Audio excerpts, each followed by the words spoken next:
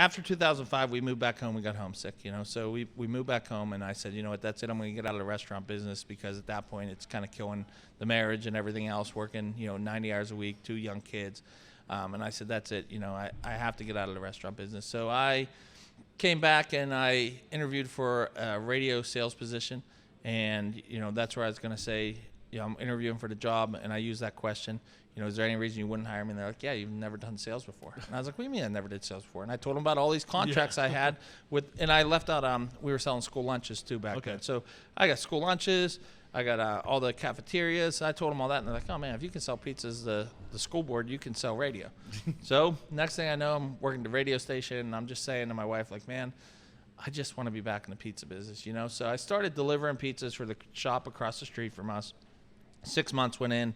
That was like my trial period, and I kind of ran out of being in the radio station. So I was delivering pizzas, and then I called my buddy from Papa John's and said, hey, can I deliver pizzas for you too? So I started delivering for him. Now I was delivering for the one across the street and delivering for Papa John's. And then I said, man, it just seems like delivering, I need to do something else, And I said, well, why don't I, at that time, I had bought a house from delivering pizzas, and, everyone's always like, oh, yeah, right, like, what are you, like, selling drugs on the side? And I'm like, no, like, I'm delivering pizzas like 70 hours a week. Like, I was able to buy a house. I showed every single tip I got. But you get that in the restaurant business. You always get, like, that it's not a real job, and I think that's the part that I was like, okay, I'm going to go get a real job. So I took the post office test, and I passed.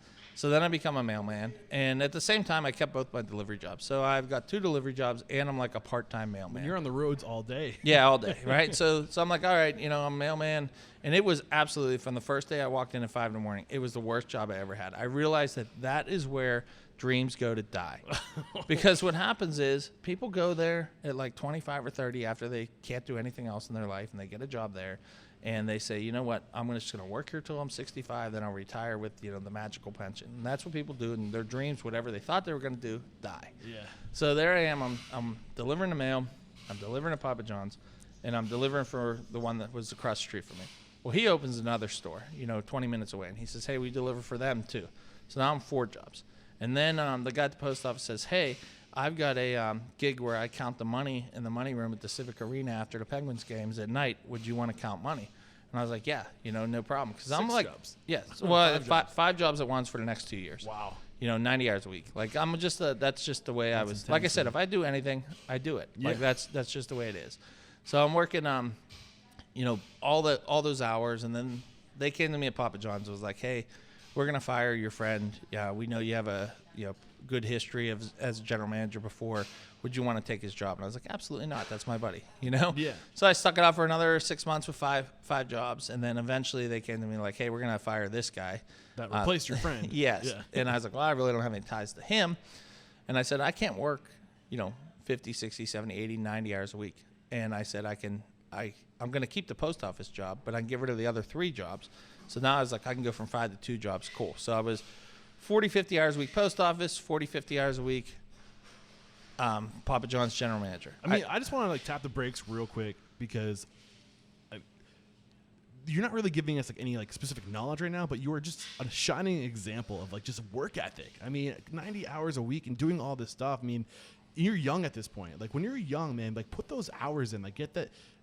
Just put those hours in, get that experience, build your network. I just wanted to make an example of that. Yep. That right there. Awesome stuff. Sorry, keep going. Yeah, and I'm getting older at this point. I'm like 29, 30. You can't do it forever. You can't do it forever. Which is why you got to do it while you're young so you can build up that foundation. Absolutely. And I think, probably, guys that are listening to your podcast probably listen, to Gary Vee, and he always talks about how he missed everything from being in the wine business and always doing the same thing. And I missed everything. Communions, birthday parties, everything. I missed it all. Yeah. And I think it was I always told my wife, I was like, I'd be a pizza wife for life. She'd be like, oh, hell no, But now she embraces it, thinks it's funny. But I think, at that point I'm working all these jobs. I got it down to 2. I took that Papa John's from $27,000 in profits to $147,000 in profits. Using the same tactics that you shared earlier or anything different? Different would have been, they had a university pit in Carnegie Mellon. I read another one of my favorite books called The Sales Machine. Okay. And one of the tactics was the Dream 100, where you write down 100 of the, big businesses that if you could sell a bunch of pizzas to, Pitt and CMU was number one. So I made a sheet that said Professor Special, $9.99 extra large pizza when you order 5 or more.